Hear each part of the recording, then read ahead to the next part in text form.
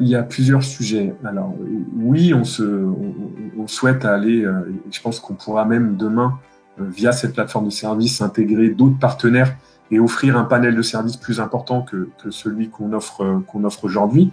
On pourrait imaginer, voilà, commander un Stuart pour aller chercher le colis qui est en instance, moyennement le financement de la course. Mais voilà, c'est toutes des choses qu'on souhaite intégrer demain sur la plateforme de services.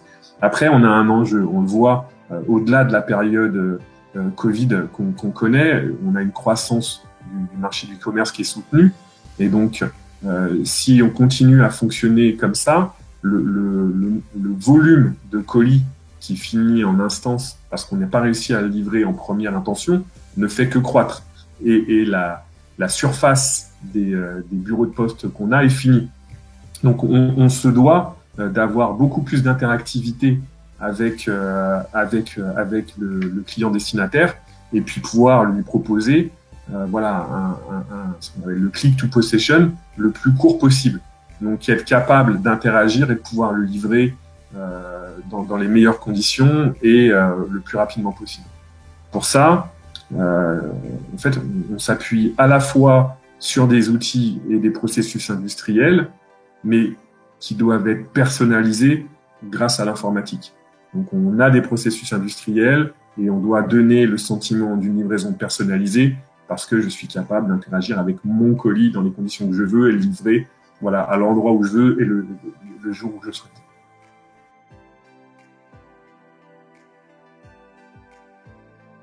Quand j'ai repris la DSI, il y avait à la fois des sujets, on le crame, d'organisation, mais effectivement, la manière dont était construit, entre autres, notre track and trace historique, fait que tous les traitements étaient dépendants les uns des autres. Donc ça veut dire que lorsqu'on fait une modification, la prise de risque est d'autant plus importante parce qu'il faut recéter l'intégralité des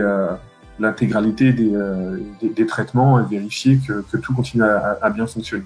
Ce qu'on a essayé de faire dans notre nouvelle architecture, c'est voilà de plus isoler fonctionnellement les traitements pour pouvoir être plus scalable, c'est-à-dire quand je modifie un bout de code, je suis pas pénalisé par une demande différente et de pouvoir un peu paralléliser les traitements sur des domaines fonctionnels différents.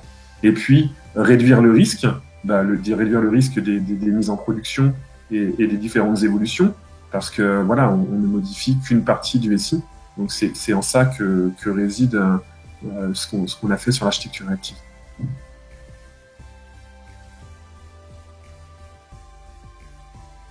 Les grands principes. Donc l'architecture active, c'est globalement, on a pris la stack technologique des grands du web qu'on a essayé d'assembler de la meilleure des manières. Donc avec du Kafka sur la partie bus, avec du Spark sur la partie traitement, du Cassandra sur la partie stockage, de l'Elastic sur la partie recherche, etc. J'ai envie de dire le grand principe aussi, c'est que cette architecture elle est scalable en termes de ressources et qu'elle nous permet de tenir la croissance annuelle des colis. Après, sur les grands principes, on a encore, je pense qu'on a commencé à scinder les traitements. Donc effectivement, on a un traitement avec tout le stockage des données du colis. On a un traitement sur les notifications. On a un traitement vers les diffusions vers nos partenaires. Mais je pense que ce qu'on a beaucoup travaillé aussi, c'est un peu la partie IT for IT, où cette architecture, elle nous a permis aussi d'automatiser énormément de choses sur le traitement et le développement. Toute la CDCI qui est développée, la capacité de peupler les machines, la capacité de transporter de manière sécurisée nos développements. Je pense que c'est aussi une grande partie de cette architecture et des technologies qui ont été mises en place. Les forces de l'architecture active et de la structure événementielle, c'est une question en fait qui est difficile pour moi parce que en fait il y en a plein. D'un point de vue architecture, la la scalabilité et la résilience de l'application est intéressante. C'est-à-dire qu'on a des modèles, on n'a plus des modèles classiques d'actifs, passifs. On est capable d'être répartis sur 3 data centers aujourd'hui et d'avoir quelque chose de résilient.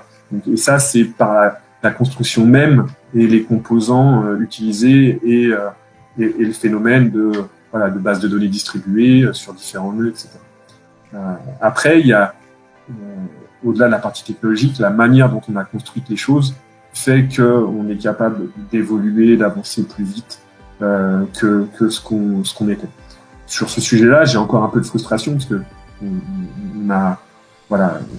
on a été pris un peu entre l'urgence du décommissionnement de notre legacy face à la croissance des volumes et puis la manière dont on aurait aimé, dans l'état de l'art, développer les choses. Donc je pense qu'on a encore du travail à faire. On évoquait les microservices, etc.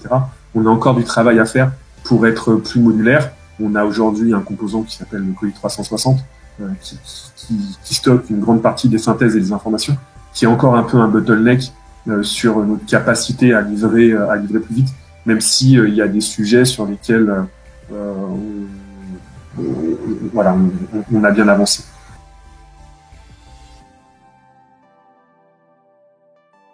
Souvent, je cite les notifications parce que pour moi, c'est un sujet assez emblématique, à la fois du mode de travail, de ce qui a été développé, de la manière dont ça a été développé.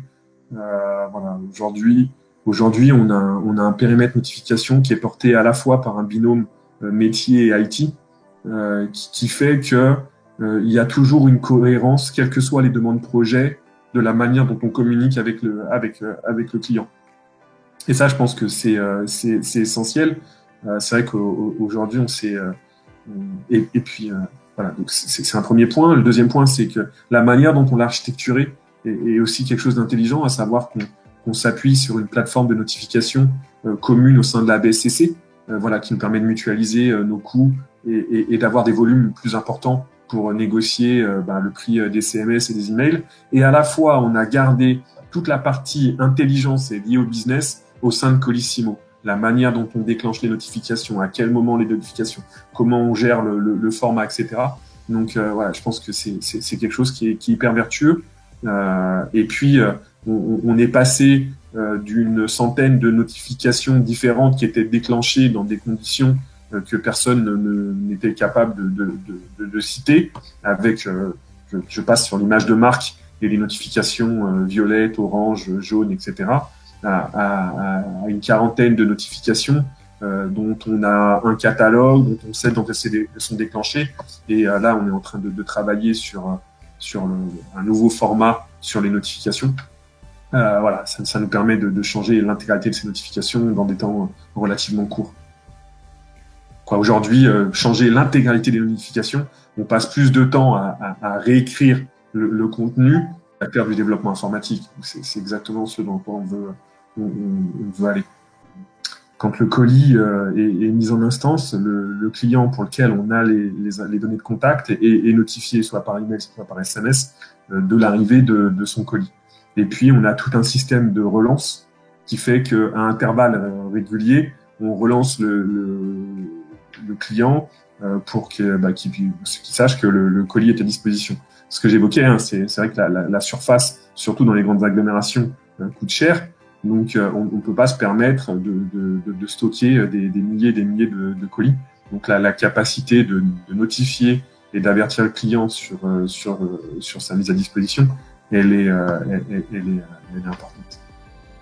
Et je pense qu'on va aller plus loin. Je pousse vraiment pour aller beaucoup plus loin sur l'interactivité et la qualité de cette notification. On a lancé cette année la signature sans contact.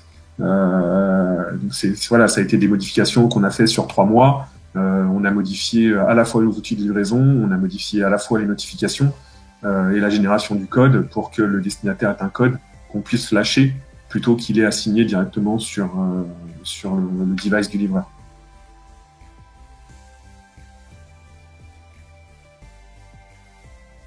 sur Mindset, comme je l'évoquais, on avait 7 feature teams au début avec 7 partenaires.